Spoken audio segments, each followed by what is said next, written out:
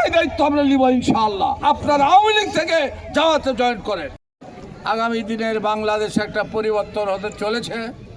আমাদের দলে আপনারা আওয়ামী লীগ থেকে আসবেন, আপনাদের দায়িত্ব আমরা নেব। জেলখানা,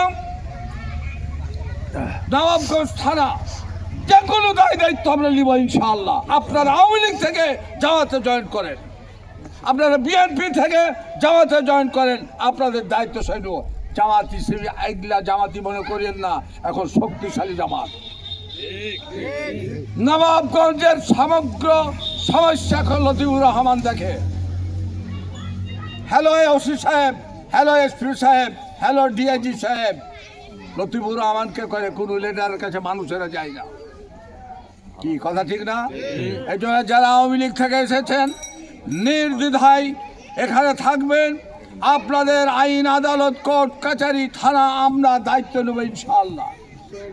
এবং লাস্টে একটা কথাই বলি, আল্লাহর দল ছাড়া মানুষের গড়া দল করা যাবে না। আমার কথা নয়, কোরআনের কথা।